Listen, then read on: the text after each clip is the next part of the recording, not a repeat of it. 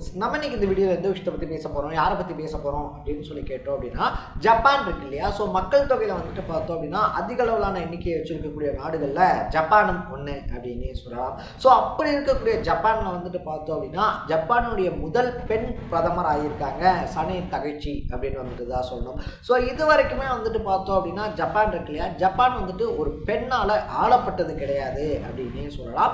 ஏன்னா வந்துட்டு இது வரைக்குமே வந்துட்டு பார்த்தோம் அப்படின்னா அங்கே ஆணாதிக்கம் அப்படின்றது இருக்கு இல்லையா.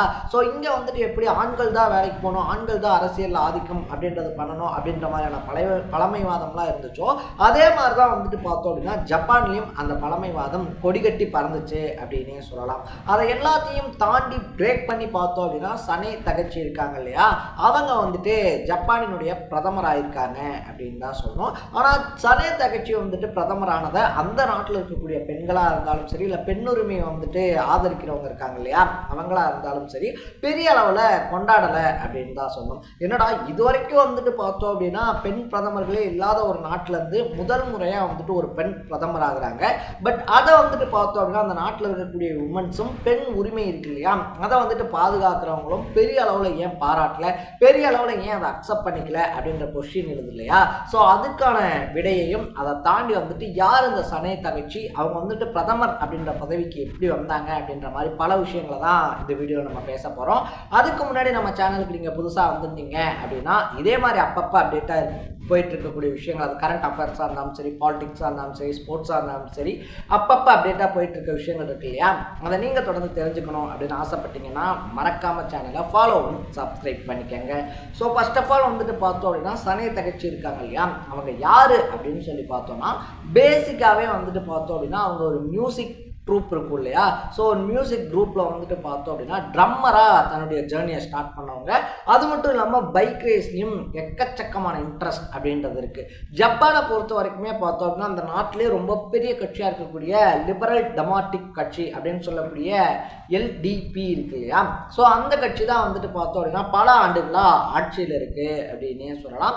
அந்த கட்சிக்கு சார்பாக தான் வந்துட்டு முதல் முறையாக 1973 அவங்களுடைய 32 வயசில் எம்பியா செலக்ட் ஆகுறாங்க.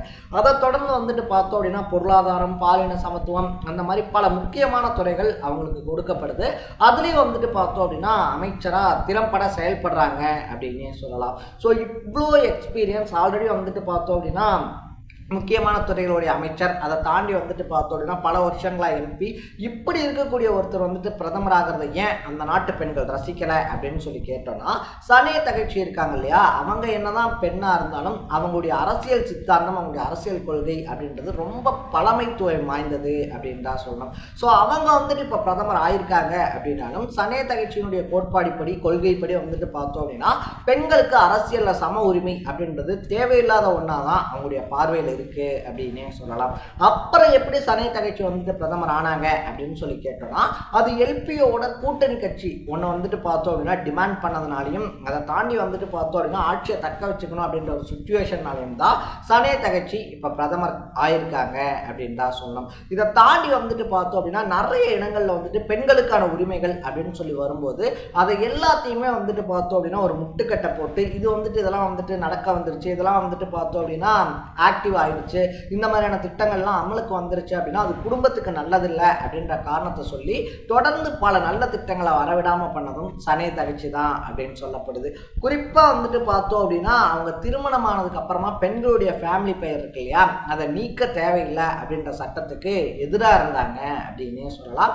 ஸோ இங்கே தமிழ்நாட்டை தாண்டியுமே பார்த்துக்கிட்டோம் அப்படின்னா ஒரு சில மாநிலங்கள்லாம் அந்த ஃபேமிலி நேம் அப்படின்னு சொல்லிட்டு இருக்கும். ஸோ மோடியாக இருந்தாலும் சரி, இல்லை அதை தாண்டி வந்துட்டு ஷவுகானா இருந்தாலும் சரி, கான் ஃபேமிலி அப்படின்னு வந்துட்டு சொல்லுவாங்க இல்லையா, சல்மான் கான், ஷாருக் கான், அந்த மாதிரி கான் வரக்கூடிய ஃபேமிலிஸ். ஸோ அந்த மாதிரி வந்துட்டு பார்த்தோம் அப்படின்னா ஃபேமிலி நேம் அப்படின்னு சொல்லி ஒன்று இருக்கும். அது வந்துட்டு அவங்க கல்யாணமாகி போனாங்க அப்படின்னா அது மாறும், அந்த இடத்துல போயிட்டு அது மாறும் அப்படின்னே சொல்லலாம். ஸோ அப்படிலாம் வந்துட்டு பெண்கள் மாற்றிக்கணும் அப்படின்ற அவசியம் கிடையாது. அவங்க வந்துட்டு அவங்க ஃபேமிலி நேமே வச்சுக்கலாம் அப்படின்னு சொல்லி ஒரு சட்டம் இருக்கும்போது இல்லைல்ல அதெல்லாம் வந்துட்டு தேவை கிடையாது, அது வந்துட்டு குடும்பத்தில் அமைதியை சிதைக்கும் அப்படின்னு சொல்லி சொன்னாங்க.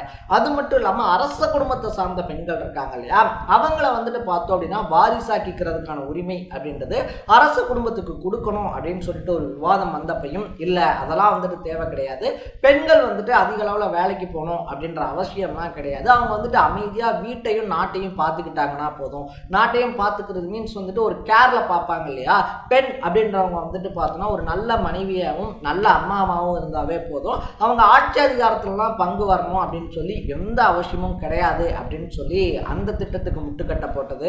அதை தாண்டி வந்துட்டு பார்த்தோம் அப்படின்னா ஒரே பாலினத்தை சார்ந்தவங்களுடைய காதல் இருக்கு இல்லையா, அதுக்கு எதிராக பேசினது அப்படின்னு சொல்லிட்டு பல சர்ச்சைகளை தன்னை சுற்றி வச்சிருக்காங்க சனை தகைச்சி அப்படின்னு சொல்லலாம். ஸோ இப்படிப்பட்ட ஒருத்தர் வந்துட்டு பிரதமர் ஆகுறதுனால தான் அந்த நாட்டில் இருக்கக்கூடிய பெண்களும் பெண் உரிமை பெண் விடுதலை பற்றி பேசக்கூடிய பலரும் இதை செலிப்ரேட் பண்ணலை அப்படின்னும் சொல்லப்படுது.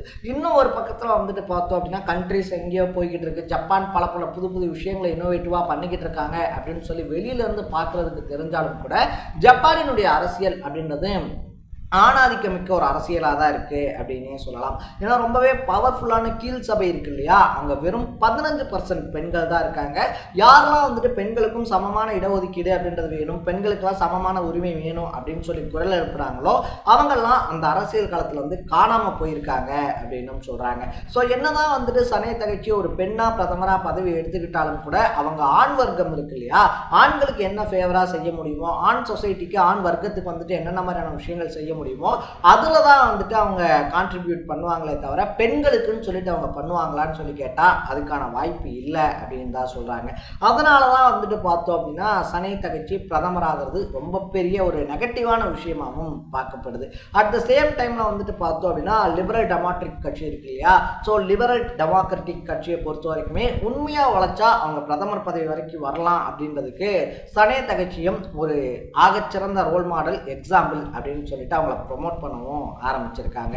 ஸோ நீங்கள் சனை தகைச்சியை பற்றி என்ன நினைக்கிறீங்க அப்படின்றத கமெண்ட்ல போட்டு இதே மாதிரி அப்பப்போ அப்டேட்டாக போயிட்டு இருக்க விஷயங்கள், அது கரண்ட் அஃபேர்ஸாக இருந்தாலும் சரி, பாலிடிக்ஸாக இருந்தாலும் சரி, ஸ்போர்ட்ஸாக இருந்தாலும் சரி, அப்பப்போ அப்டேட்டாக போயிட்டு இருக்க விஷயங்களை நீங்கள் தொடர்ந்து தெரிஞ்சுக்கணும் அப்படின்னு ஆசைப்பட்டீங்கன்னா மறக்காம சேனலை ஃபாலோ பண்ணி சப்ஸ்கிரைப் பண்ணிக்கோங்க.